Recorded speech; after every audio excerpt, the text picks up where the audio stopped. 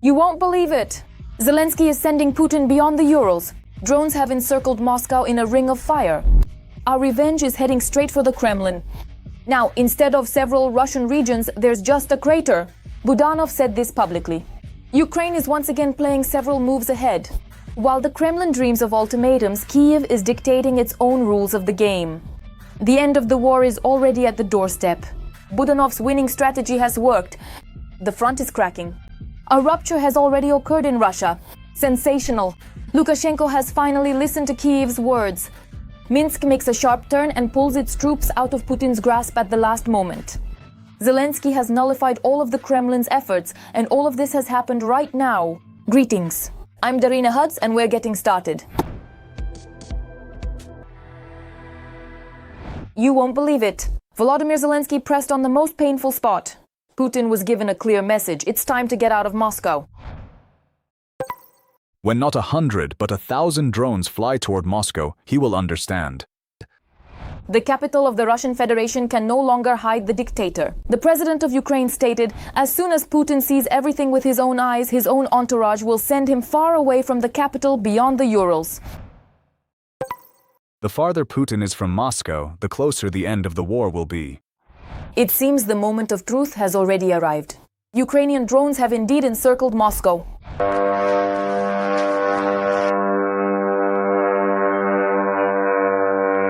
Go, go, go, go.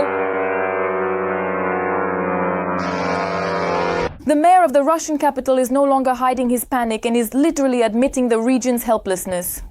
From evening until 6 in the morning, more than 430 drones flew toward the Moscow region. Most were neutralized by air defense forces at distant approaches. 36 enemy UAVs were destroyed as they approached Moscow.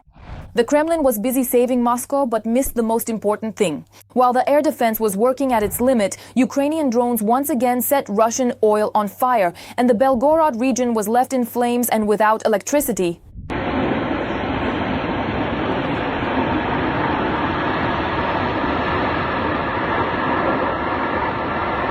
My hands are shaking so much.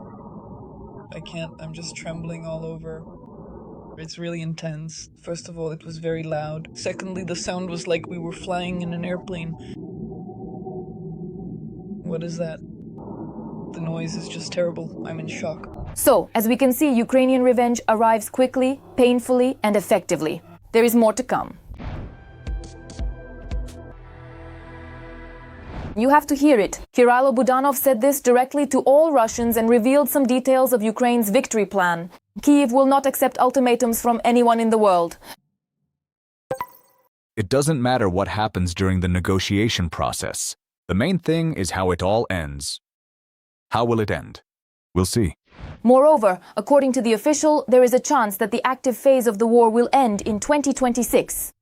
However, Budanov warned that escalation will intensify before negotiations resume. There is no talk of territorial concessions, and the situation with Crimea will be the cherry on the cake to mark the collapse of the Russian military machine. I would like to take this opportunity to say to those people who truly understand that Crimea is Ukraine and that it is a single whole, that they need to approach what is happening with understanding. Right now, our main objective is to cut off all this southern logistics because the supply for the Dnipro group is coming through the territory of the temporarily occupied Autonomous Republic of Crimea. And it's happening on a very serious scale. According to Budanov, Ukraine has already significantly increased its own production, which has made it possible to greatly intensify strikes on Russian territory. He named stabilization of the situation at the front as the next key task. To achieve this, it is necessary to completely destroy or significantly complicate Russian logistics. According to him, the world is already witnessing the consequences of this strategy today. You won't believe it. After a long absence from the media space, Lukashenko came out with a sensational statement. He promised the Belarusian military that no one would send them to the slaughter. According to Lukashenko, Belarus does not need war, and it is bad that it is happening in Ukraine. The Belarusian people endured incredible hardships during the years of fascist occupation and are genetically opposed to war. We are peaceful people. We do not want to fight, but we are not going to bow our heads before the enemy either. Could it really be that the Belarusian's Asian tour did not go unnoticed and he has finally broken free from Putin's grip? For its part, Ukraine trusts only real actions, not empty promises. Volodymyr Zelenskyy voiced a final demand to Minsk. If you know that the war cannot be won, and you are suddenly being drawn even deeper into this war as an ally, well, he has enough common sense to understand that he should not get involved in this. According to the Ukrainian leader, in Russia's war against Ukraine, Lukashenko went all in, but instead he put his own reputation and trust in himself on the line. He went to the casino on the wrong day. He was sure he would hit the jackpot, but he didn't win anything. It seems that at this moment, Russia is losing not only a loyal ally, but also the ability to continue its bloody war against Ukraine. Moscow is no longer safe. Putin's illusory world has been completely shattered by harsh reality. The Russian capital is rapidly turning into a frontline zone with regular drone incursions, burning military facilities and nighttime explosions right above residential neighborhoods. While the Kremlin desperately tries to pretend that everything is under control, the war mercilessly bursts into the homes of Muscovites, finally burning away the dictator's televised fairy tales. You can find out all the details about this right now. Moscow can no longer pretend that the war is somewhere far away. What for years had been shown to Russians on television as someone else's misfortune suddenly began knocking on the windows of the country's most expensive neighborhoods.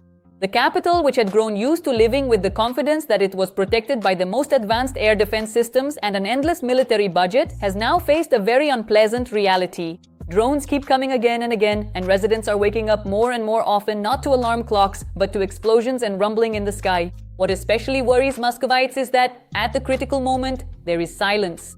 The sirens are silent and no warnings are issued. People only find out about the danger when they hear the distinctive sound of engines over their homes or when anti-aircraft systems start firing in the sky.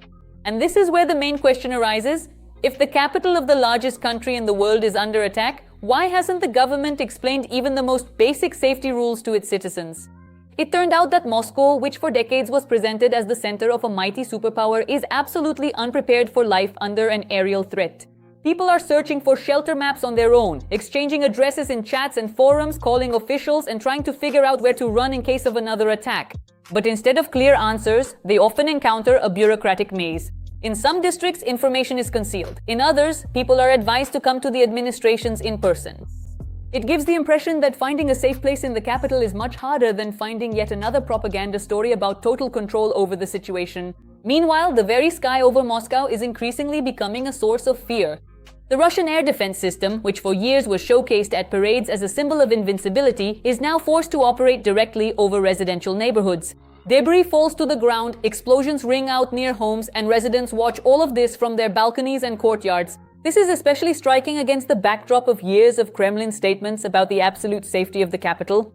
What causes even more outrage is the authorities' response after the attacks. Instead of explaining to people how to act during danger, officials and security agencies focus on fighting information. Posting photos and videos of the strikes becomes a bigger irritant for the system than the strikes themselves. It seems that the main task is not to protect the population, but to maintain an image of calm on television screens. Against this backdrop, the gap between ordinary Muscovites and the top echelons of Russian power becomes especially noticeable.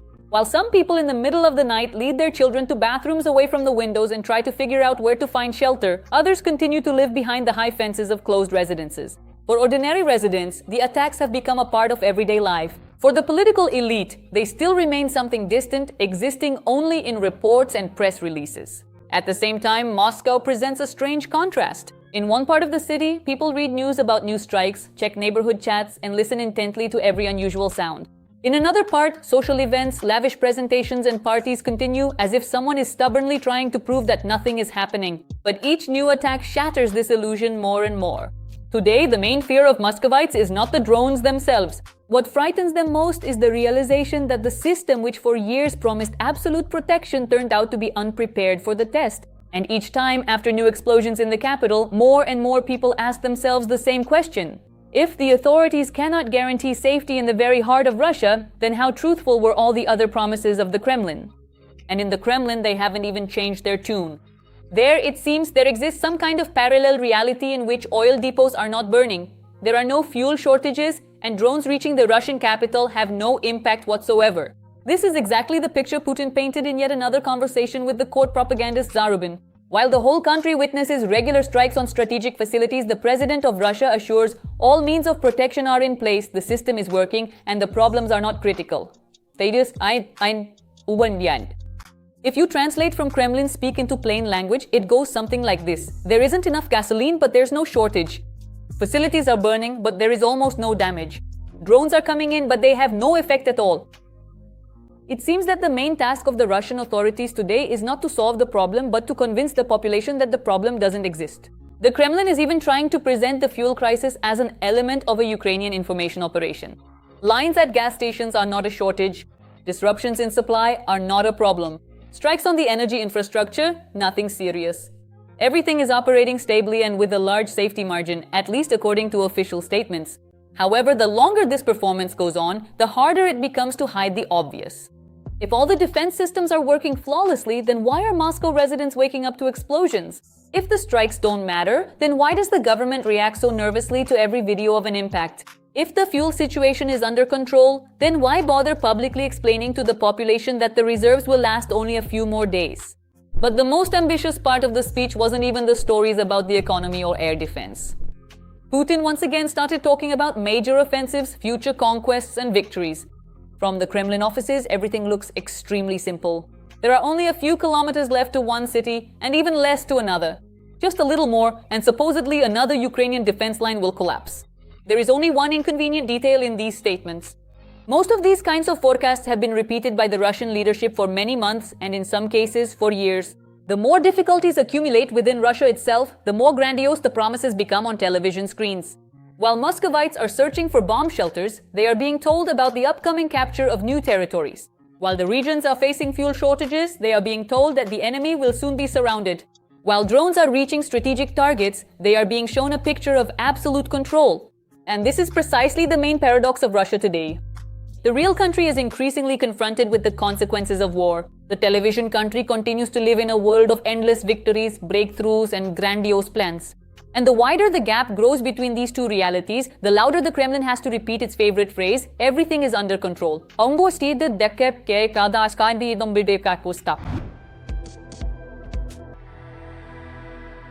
Right at this very moment, Ukraine is moving to a completely new level of defense. The army will receive new weapons, domestic production of military equipment is rapidly gaining momentum, and support from partners is only growing stronger. This is what victory looks like.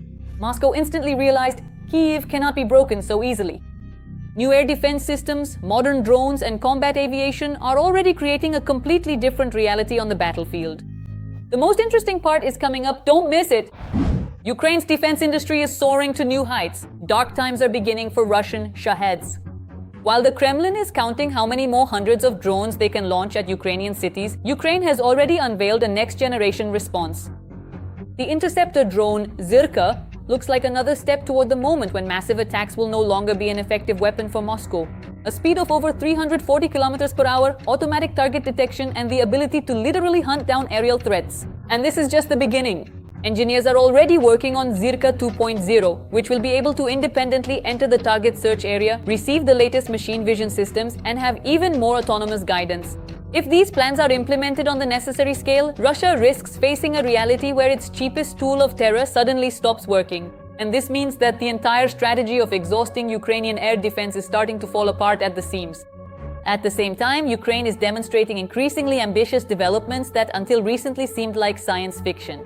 The Moby Dick maritime drone, with a range of 1,400 kilometers and capable of carrying other long-range drones and rocket drones, looks like a claim to an entirely new class of weaponry. And while Russian propaganda continues to talk about having no analogs, the Ukrainian defense sector is increasingly showcasing developments for which Moscow currently has no ready answer. Moreover, Kyiv has announced new agreements with partners to strengthen air defense. Particular attention is also drawn to the fact that this cooperation involves not only individual countries, but coordination between the United States and European allies. There are things we can do additionally within the framework of cooperation between the United States and European countries. This is not about one-time assistance, but about creating a new system of interaction among allies. Partners are looking for ways to make Ukraine's air defense even more effective and Russian air attacks even less successful. Ukraine is not just strengthening its air defense. A whole ecosystem of new means of protection and strike capabilities is being formed. And if previously Russia tried to intimidate Ukraine with the number of drones and missiles, now it is unclear whether the Kremlin itself will have enough resources to keep up with the technological race it is already beginning to lose. And it seems that this is only the beginning of a major rearmament. Ukraine is officially launching one of the largest modernization projects of the Air Force in the entire history of its independence. An agreement has been signed for the supply of 16 Swedish JAS-39 Gripen E fighter jets. These are aircraft that many military experts call some of the most dangerous hunters of the modern sky. And while the Kremlin continues to threaten the world as usual, Europe is essentially helping Ukraine build a new generation air shield. This is not just about a routine replenishment of the aircraft fleet. The Gripen E is equipped with a powerful next-generation radar, advanced electronic warfare systems, and Meteor missiles capable of hitting targets at distances of over 100 kilometers. In simple terms, it's the end for Russian aircraft, cruise missiles, and attack drones. And the further things go, the harder it is to ignore the obvious. Ukraine is no longer just defending itself. Ukraine is shaping a new architecture for the protection of its skies, where its own innovations, Western technologies, and strategic agreements are beginning to work as a single mechanism.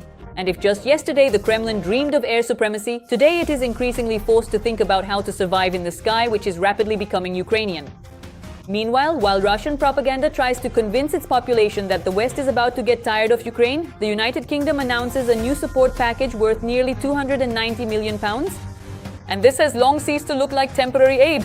Since the beginning of the full-scale war, London has allocated more than £21 billion to Ukraine. The amount is so large that Russian TV broadcasts prefer not to mention it unnecessarily. During the negotiations in Kyiv, the parties discussed not only the front and preparations for the upcoming NATO summit, but also the consequences of Ukrainian strikes on Russian territory. And it seems that these consequences are becoming increasingly painful. The fuel shortage, logistical problems, and shifts in the mood within Russian society can no longer be concealed, even behind the usual propaganda scenery. It is important that our partners are noting Ukraine's successes at the front, as well as the results of our middle and deep strikes. We discussed the situation on the battlefield in the temporarily occupied territories of Ukraine, particularly in Crimea, as well as in Russia, the fuel shortage, and the shift in public sentiment. In fact, we are witnessing a new stage of cooperation between Ukraine and its allies. The West is no longer talking only about containing Russia. Instead, we are increasingly hearing assessments of specific Ukrainian successes and concrete decisions regarding the further strengthening of our state.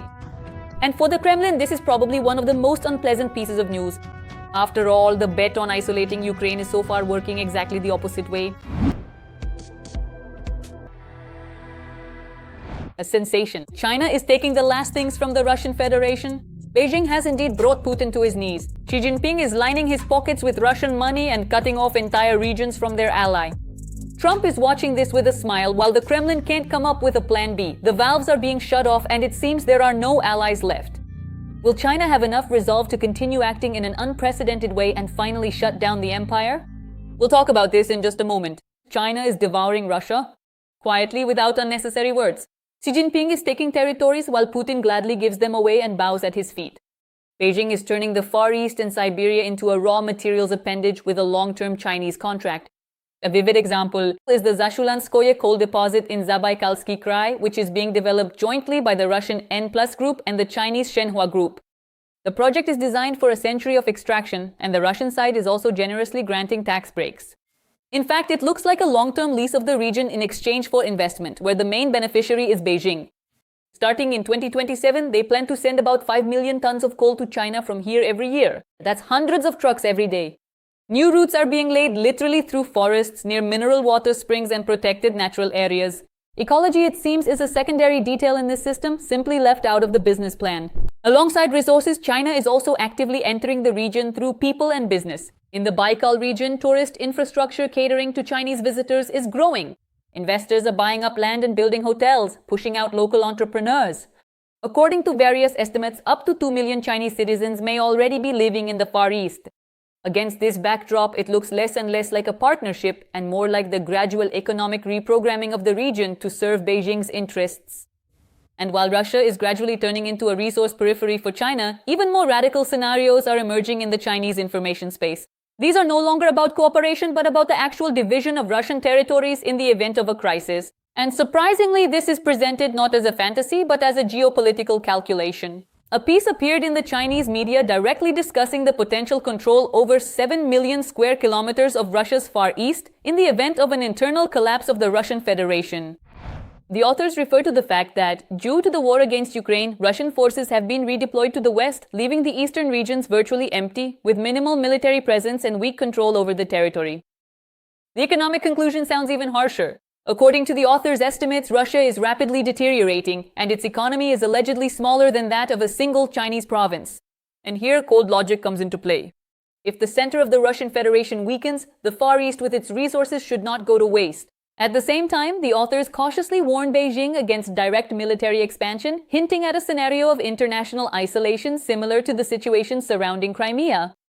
Instead, another approach is proposed, a soft absorption through investments, long-term contracts, and support for friendly forces in the region, which formally retain their independence but in reality become dependent on China. In fact, the main idea is stated in the text without embellishment. Russia no longer appears capable of fully controlling its own eastern territories, and China, taking advantage of the moment, can gradually fill this power vacuum. And even if all this is presented as analysis, the very appearance of such scenarios in the public space looks like a signal. Beijing is already thinking in terms of the post-Russia era.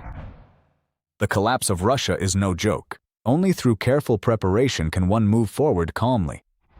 And perhaps the Celestial Empire won't even wait for the collapse of the Russian Federation, but will speak the language of force. China is building a gigantic military mega-complex in the desert, so massive that Western analysts are already openly saying they've never seen anything like it before.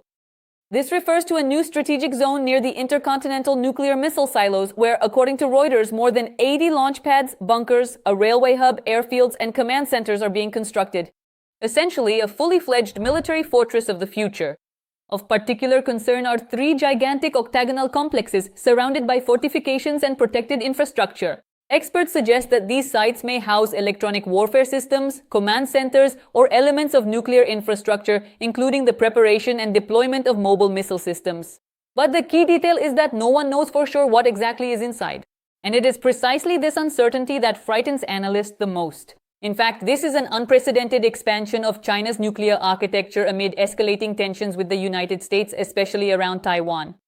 What is rising in the desert is not just a military base, but a new level of strategic reality where Beijing is showing its readiness to play the long game. And while the world tries to comprehend the scale of what it has seen, experts admit that they have never recorded military construction of this magnitude in the era of nuclear states.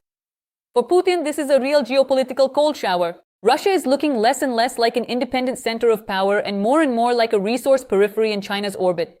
The Middle Kingdom is not acting abruptly, for now, but it seems that Putin may live to see the day when Xi Jinping takes what he wants, suddenly and without warning.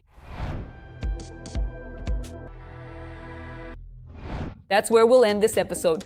We continue right now. Follow the latest events so we can be the first to tell you about them. Make sure you don't forget to hit that subscribe button, not shade. And I will see you in the next one.